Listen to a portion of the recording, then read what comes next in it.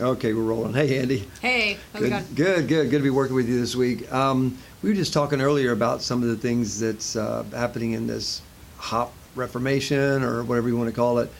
And we were discussing the fact that as we move forward, for this to be sustainable, we may need to change some of our systems and processes around hiring people. Or processes? Wait, how do you say that? Processes? Yeah, how is it Sean likes it said? He doesn't like it said like that. No, processes or processes.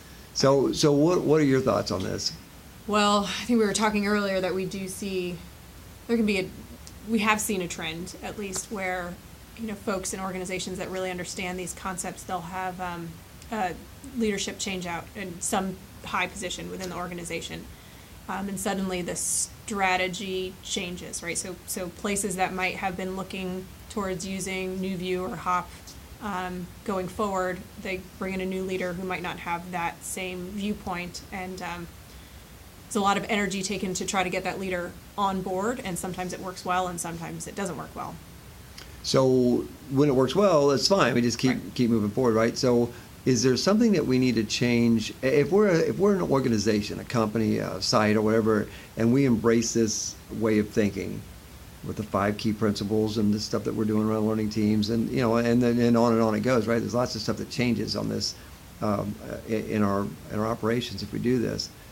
Is there something we can do when we bring new people in that could maybe help keep this moving forward? Well, I think not even how we bring new people in, but even the methodology of determining who the new people can be or should be might be able to change.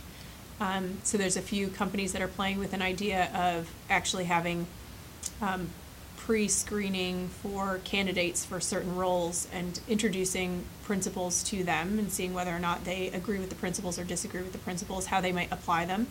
And then using that thought process to help determine if they're a correct fit for the organization. So understanding what the strategy is up front, explaining what you'd have to understand and how much education you'd have to have on these principles in order to be part of that organization, and then seeing whether people agree or disagree with wanting to put in that much effort to become part of the organization.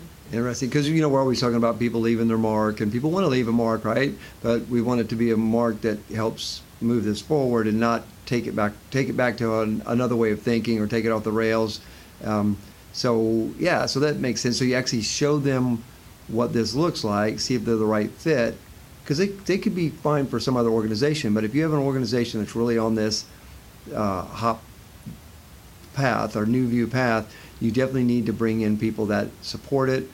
I mean, don't you feel like it's still really dependent upon a handful of people? It's not like in an organization, in most organizations, it's not necessarily the new social norm. It still is a handful of advocates that are really pushing the ideas and the thoughts, trying to get people to think differently and act differently. Yeah, and I think that this approach of thinking who is the best fit for the organization is similar to any sort of social norm fit you'd be looking for. Is this leader the right fit for us, and are we the right fit for the leader? Right. It doesn't mean that someone would have to come in being an expert by any means in the concepts. It's just, are they willing to function and work and lead in an organization that is thinking this way, so that they know up front what the strategy for improvement looks like, as opposed to maybe being caught off guard and walking into a group of people that are thinking very differently than they are. Right.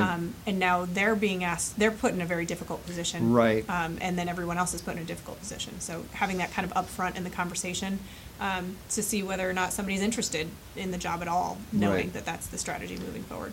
Yep, because if they come in and they are caught off guard and then they have to put their foot down about it, then because they got to show they're in charge, right? Then all of a sudden it could get awkward and painful, right? Yeah, so better for everyone. Yeah, for everyone. Yeah. So better to do more on the front end to see if they're actually the right sort of fit.